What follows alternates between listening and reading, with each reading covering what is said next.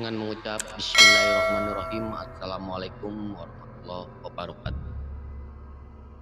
Jumpa lagi dengan saya Kang Bubun di Pat Sekawan Channel. Kali ini kita akan menceritakan sebuah cerita yang berjudul Misteri Pesugihan Sate Gagal.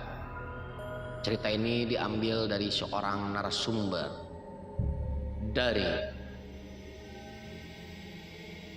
sana yang ada di Jawa Barat khususnya, dan mungkin nama dan ininya akan saya samarkan. Tetap ikuti dan pantengin terus channelnya Pat Sekawan Channel. Pada saat itu pagi, Bapak Roni pun sudah mulai berdagang seperti biasa di lapaknya. Semakin hari dagangannya pun semakin sepi karena krisis pada saat itu sudah melanda, dan sebagian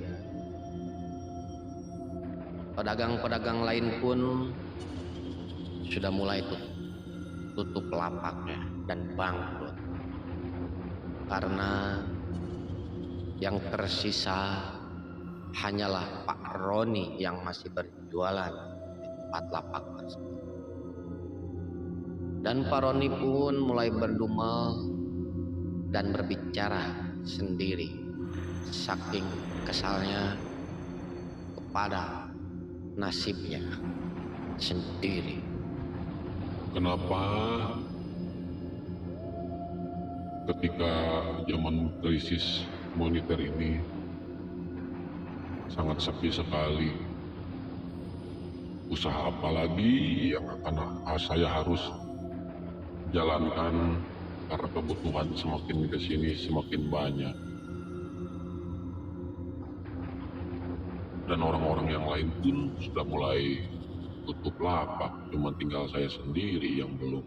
Alah, piye to iki?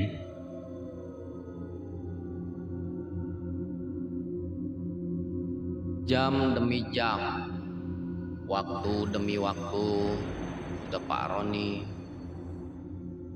jalankan dan menunggu pelanggan. Hanya satu pelanggan yang datang membeli satenya dia, dikala Bang Roni berjualan di tengah keramaian ibu kota yang sangat sepi pada saat waktu itu karena krisis moneter. Dan Bang Roni pun sudah tutup lapak karena makanannya pun mulai basi dan keuangan yang tidak ada pemasukan, dan akhirnya Pak Roni pun memutuskan untuk tutup lapaknya alias bangkrut. Malam pun berlalu dan dia berbicara kepada sang istri untuk mencari jalan keluar dan mencari perjalanan untuk melanjutkan berjualannya.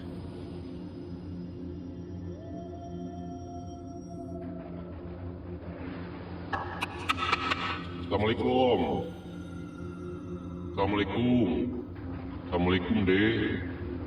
Waalaikumsalam warahmatullahi wabarakatuh. Lah Thomas, lesu amat. Kenapa? Iya nih, Dek. Dagangan abang cuma laku 10 tusuk, untuk modal pun nggak ada. Apalagi untung, alah bikin mumetnya pikiran. Aku mencari angin malam dulu ya, Deh.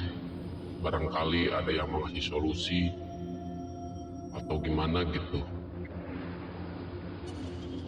Iya Mas,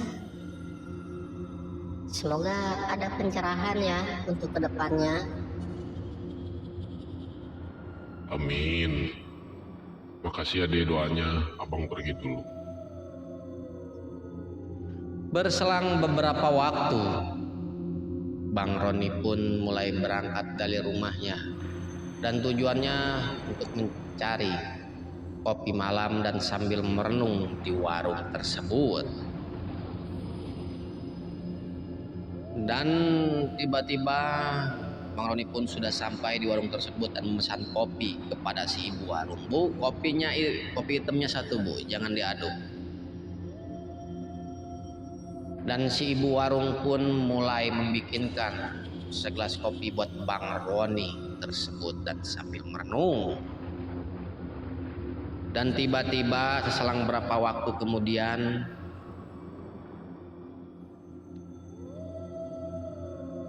ada dua orang pemuda yang lagi berbicara membincangkan masalah pesugihan sate gagak yang mereka sudah ada yang hasil atau ada yang hasil, ada yang enggak, dan dengan resikonya berat.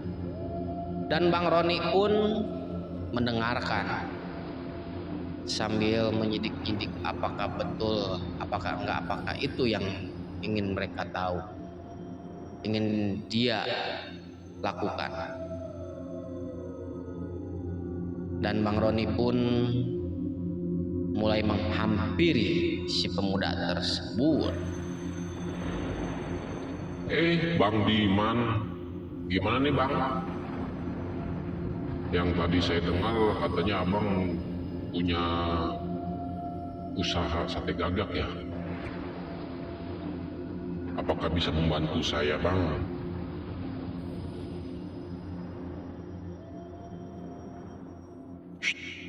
Kalau mau ngomong itu jangan bicara di sini bang. Nanti di rumah aja, biar semuanya clear dan semuanya pun bisa saya ceritakan pengalaman saya ke abang.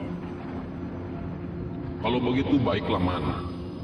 Sekarang aja kalau bisa kita ke rumah Diman. Oke deh, masalah kopi biar aku yang traktir. Wih, banyak uang nih. Boro-boro man, yang ada malah tutup lapak aku. Ya wis, yuk kita berangkat bang. Oke deh. Bang Roni sama Diman pun mulai pulang ke rumahnya Diman dan ngobrol lah dia panjang lebar dengan Bang Roni dan si Diman tersebut. Dan akhirnya Diman dan Roni pun sudah dengan mantapnya dia dan bicara bincang-bincang, dan Roni pun tertarik apa yang dikatakan oleh Diman. Bagaimana ini man, sebenarnya sate gagak tersebut? Perjalanan kamu ketika kamu melaksanakan usaha tersebut. Tapi abang rahasia ya bang, jangan sampai abang bilang sama siapa-siapa ya. Ini rahasia soalnya. Iya man, sama siapa aja lo kamu sama teman. Jadi gini bang, pada saat itu saya pun sama mengalami kebangkrutan dalam membuka usaha kusen tersebut. Tidak ada pelanggan dan saya pun memutuskan untuk melakukan pesugihan sate gagak. Cuman di situ ada perjalanan saya itu ada suatu sesepuh yang bisa mengantarkan saya ke sana. Dan alhamdulillah saya pun diantar dan akhirnya berhasil deh seperti ini. Lah, caranya piye? Yang penting abang yakin, punya nyali tinggi dan jangan takut. Itu persyaratan nih. Kalau abang lari, abang pasti bakal bahaya dan tanggung resikonya sendiri. Ya kalau cuman itu sih, insya Allah saya bisa man. Bener nih. Bener. Ya wis. Aku antar deh bang ke sana kalau abang bener-bener udah mantep. Jangan dilama-lamain lagi man, sekarang aja. Wih, nafsu amat. Iya dong, untuk kebaikan anak istri mah, apapun akan saya lakukan. Baiklah, kalau memang abang sekarang sudah mantap. Roni sama Diman pun mulai berangkat ke rumah sesepuh tersebut.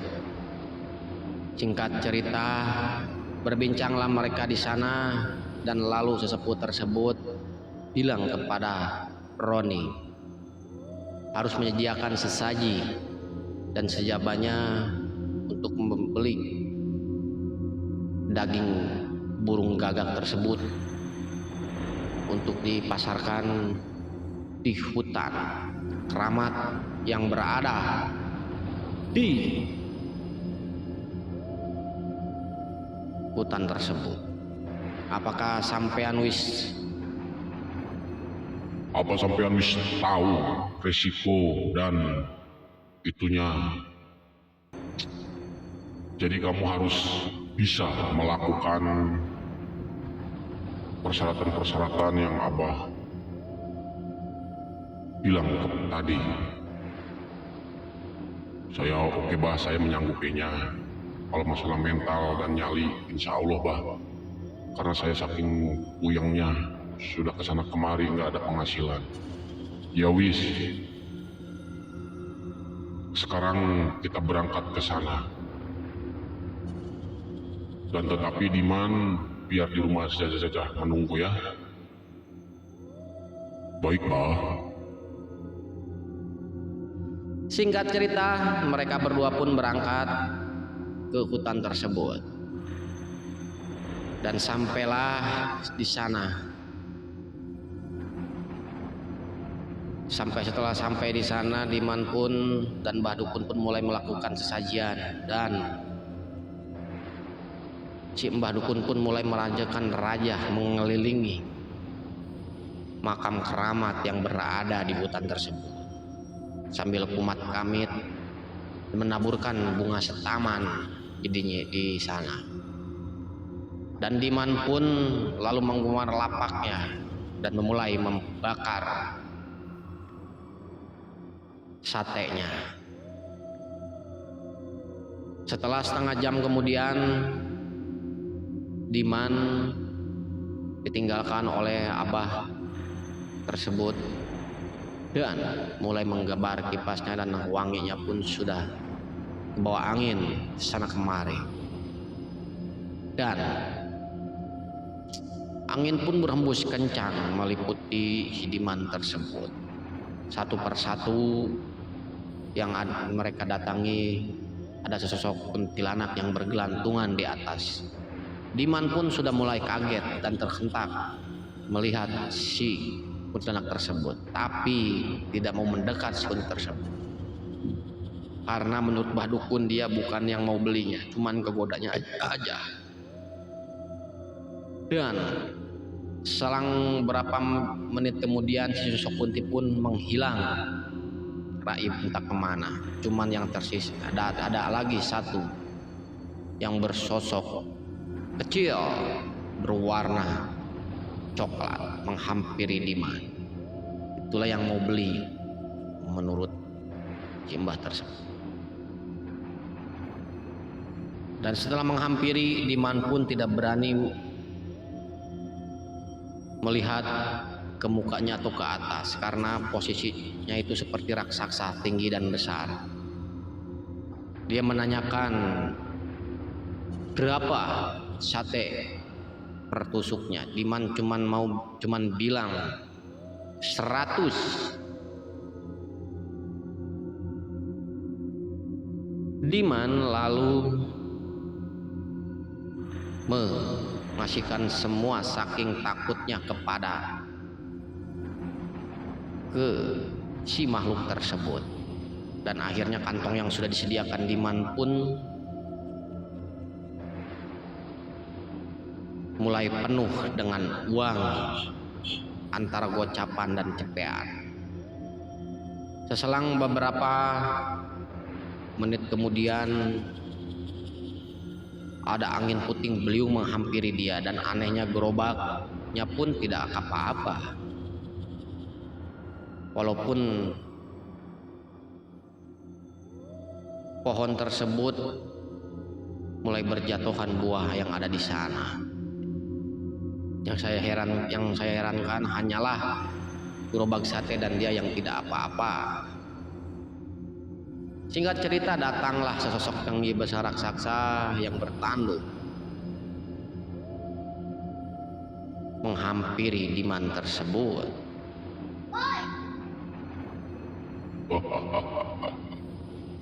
Berapa pertusuknya? Anak manusia. 100. Dan Diman pun lalu mengasihkan yang 3 tusuk lagi. Singkat cerita, satenya pun sudah habis dan salahnya Diman itu mengasihkan semua kepada sang makhluk tadi yang datang kedua. Yang dia dapatkan setelah dihitung hanyalah mendapatkan 100 juta, padahal yang disediakan oleh Badukun itu 1 M. Dan Diman pun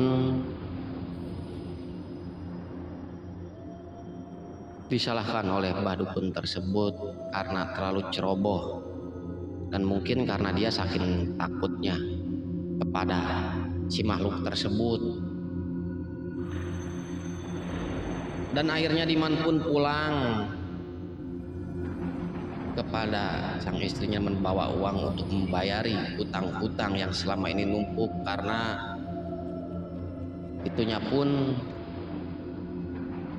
si lapaknya bangkrut. Dan kini Diman pun mulai membelajarkan rumah dan membeli kendaraan untuk modal kembali. Singkat cerita, Diman pun lalu satu bulan kemudian Diman pun mulai melaksanakannya lagi, dan terus menerus seperti itu, dan akhirnya Diman menjadi seorang miliarder atau kaya raya hasil dari sate gagak tersebut, Roni tersebut. Pada suatu hari sesudah kaya tersebut, Roni ini melanggar pantangan dari si Allah tersebut. Karena pada Jumat malam 1 Suro itu, si makhluknya pun saking banyaknya dan beda dari yang sebelumnya. Setelah disiapkan 1000 tusuk, Diman pun mulai berangkat dengan Badukun ke tempat tersebut. Seperti biasa dia berjualan di makam tersebut, dan Diman pun mulai menggabar, dan satu persatu uangnya pun mulai pada ngumpul di kantong yang sudah disediakan oleh Diman. Dan saking banyaknya mengantri sampai subuh, dia masih berjualan. Dan tiba-tiba satenya pun habis sebelum si raja jin tersebut datang menghampiri Diman, menghampiri Roni. Dan si makhluk tersebut pun ngamuk berporak-porandakan. Dagangan dan gerobak satenya pun pada hancur ditendang oleh si makhluk tersebut, dan Diman pun mulai dilempar pohon besar. Dan Diman pun meregang nyawa di tempat tersebut. Begitulah akhir dari cerita pesugihan sate gagak ini. Karena bagaimanapun rezeki yang halal itu hanyalah dari jalan Tuhan, bukan dari jalan kiri atau pesugihan. Semoga tayangan ini bisa menghibur dan